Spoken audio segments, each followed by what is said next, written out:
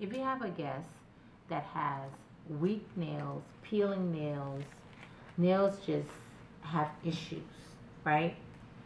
You want to recommend a nail strengthener. For me, in my environment, I use the nail strengthener that I use is and recommend is Nail Envy. I like the Nail Envy. Um, I find that it works. I use it myself over the years, and I find that it works. So that's why we use it here, and that's why we recommend it here. So, Nail Envy has all these different formulations. This formulation for sure is the one for peeling nails. But most times, what we have here is the original Nail Envy. So, you would then use the Nail Envy as your base coat. If you have a guest that has weak nails and they want the nails to grow, want the nails to be better, then you would use the Nail Envy as your base coat versus using the regular base coat. Okay. Um, then also that's a lot work. Then the next base coat we have is the sticky base coat. One of the reasons I like sticky base coat is because sticky base coat works. I've used it for years. It works as a double-sided sticky tape. If you think about a double-sided sticky tape, when you go to tape something onto the wall, it sticks to your merchandise or whatever you stick in, and it sticks to the wall. So think about that with sticky. Sticky sticks to the top layer of your base color, and it also sticks to the base of the nail, and it helps to anchor the polish for adhesion. So it really does help with the manicure, which is why our manicures do last. You want to make sure you invest in quality products if you want your manicure to last. You do have some clients that are, that work really hard with their hands. So at that point, you want to design a plan for them. If you have a client that doesn't use gloves, as soon as she gets her nails done, she's going to go clean fish, clean greens, clean this and clean that. As you're talking to her and she's saying what she's about to do, then you don't want to recommend a manicure, a regular manicure. 9 times out of 10, these things are not cement. They're just there as tools to help with the average person. But if you're scrubbing and doing all of that, 9 times out of 10, her nails are going to chip. So you want to recommend at that point, if they say, oh, I'm about to go away for a wedding, I got all this cleaning to do, I got all this preparation to do, then you want to recommend either shellac. I would recommend the shellac first before I would go into either Vinyl Luxe or Couture. I would recommend the shellac first. And then if she said, well, I had shellac before, I didn't really like it, then you recommend these other options. But if she wants her nails to look good and she's about to go do all of these things, and you're not there with her to make sure she wears the gloves that you would recommend that she wears, so you just got to assume that she's not going to wear the gloves. Let's just tell her, if you want your nails to last, this would be my recommendation. Like Miss Carmen, one of our guests that comes here. Miss Carmen, she's always cooking and things like that. So when she came the other day, I said to her, since you're always so busy with your hand, just try the next time you come. I did shellac on her. I took a polish off. She came for a polishing. I did a shellac on one hand. So I recommended to her that from now on, just get the shellac because you do a lot with your hands. And she come like maybe once every 4 to 6 weeks. So for somebody like that, we just got to really listen to what they're saying and what they're not saying so you can make professional recommendations. All you can do is recommend. It's up to the person to make that decision, but you can recommend. And if you make that recommendation, if I make the recommendation to Bianca, and Bianca decides, no, I don't want it. I want what I want, because she's like that. You give her what she wants, but make notes. Make notes, because if Bianca comes back and says, well, the polish didn't last, you told me it was going to last, well, then you find out what it, did you told me you were going to go clean and da-da-da-da, did you wear gloves and all of that, because we guarantee our work. So if in fact she didn't do those things that she said she was going to do, her polish still chipped, we would change her polish for free. That's not a problem. But if she goes and she does all of these things that she says she was going to do, and I've already recommended that she gets a shellac and she doesn't, we'll change her policy, but she will have to pay for it. So just know what the fine lines are when you're communicating to your guests. The next two I'm going to discuss is going to be the rich filler. And sometimes we do have the Essie rich filler, but the Essie rich filler is called fill in the gap. We're out of it right now, but just so you can know of it. So if you see it on the shelf and you decide that you want to get it, so you have that information as well.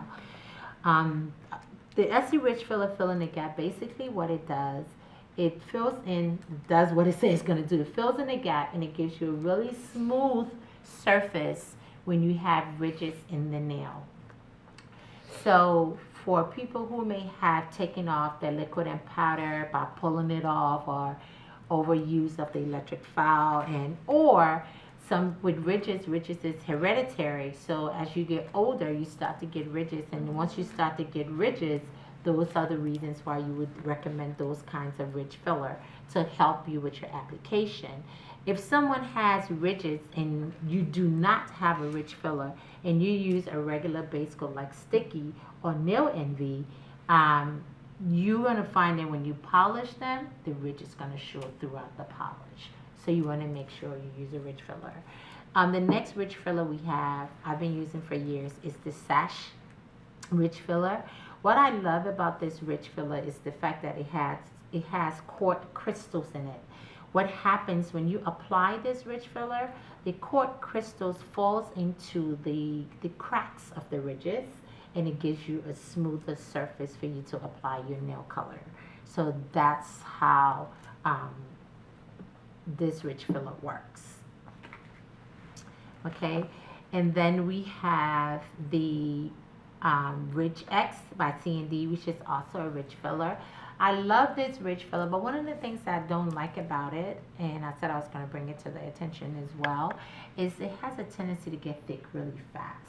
But this ridge filler you can also use, it's the only polish that you can use under Vinyl Lux. So if you have a guest that may say, oh, my Vinyl Lux is not lasting as long as I would like it to, then just try the ridge filler. I wouldn't recommend trying the ridge filler on all 10 nails. I would say to her, I said, oh, okay, Bianca, can I try the ridge filler on one nail and see if that nail lasts? Then at that point, you know her formulation should be ridge filler and then Vinyl Lux. And what I would ask my guest is, what finger do you use the most? If she says that she uses her thumb the most and that's the first nail that chips, then I would then use the ridge filler on that nail to see if that nail makes a difference. However, make note of that. If it's the thumbnail on the left hand, then you say thumbnail on the left hand has ridge filler prior to Vinyl Lux. Okay, so you'll know.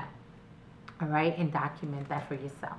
So the great thing about this ridge filler, this one also leaves a really smooth surface. But what I like about it as well, it has a tint of color in it. So if it's a guest who does not like to wear polish or any sort of nail enamel, you can just apply this ridge filler and then apply top coat. Same thing with this Sash. The Sash ridge filler has like a crystal look to it. So I have one guest that always will just get this ridge filler and top coat. That's all she's gotten for 20 plus years. That's all she gets on her nails. So that's the thing. So if you have a guest with really thick nails and really thick ridges, these two ridge fillers I will highly recommend for that. Okay. So now going into top coats. All right, we have several different kinds of top coats here, and there are reasons for that. So we have the Sash Vite. So the Sash Vite top coat is, some people in the industry call it sachet and all that, but it's actually called Sash Vite. I used to work for the company, and that's the correct pronunciation for it. Sash Vite in French means fast drying. So it is a fast drying top coat. You will find that sometimes when the guests come to get their nail service here, they will ask why you don't have a nail dryer. Yes, we do have a nail dryer, and yes, we do have a pedicure dryer. But The reason why we don't really use the nail dryer unless someone wants it is because the Sash Vite is formulated to penetrate into the bottom layer of the nail enamel, so it dries from the bottom layer up. Most top coats dry from the top to the bottom. Sash Vite dries from the bottom to the top. So when it's dry, it is completely dry. Of course, if they go digging in their purse for credit cards and change and things like that, at that point it may cause some sort of compromise. But for the most part, it's dry enough for them to, like in about 5 minutes, 5 to 7 minutes, it's dry enough for them to leave, drive, put their seatbelt on, they're fine. They should be fine. Digging in the purse, I would highly recommend assisting them with that process, not so much having them dig for their wallets and all of that, because you just never know what they're gonna hit and how tight things are in their purse. So that's how you apply that's why you use it. That's how Sash Vite works. But in applying the Sash Vite, you have to allow the Sash Vite to glide onto the nail, and you have to cover the entire nail.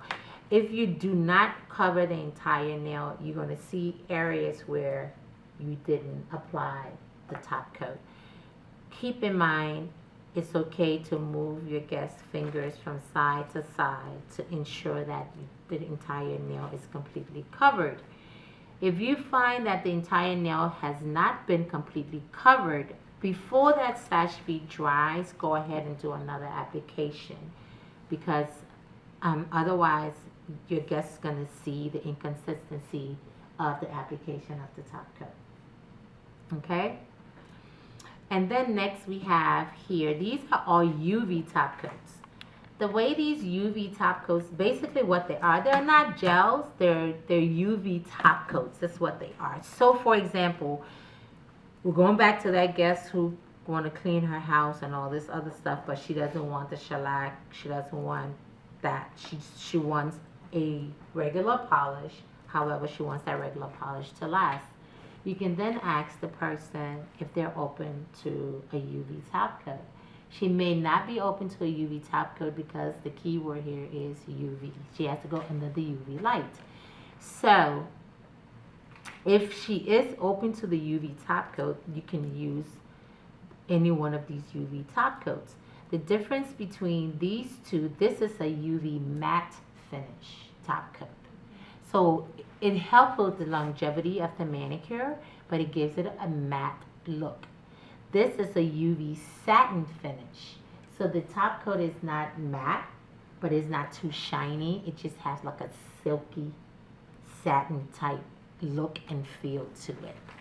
So it gives it a little bit of a textured feel. I love this top coat. Love it, love it, love it. I got it in January at the trade show.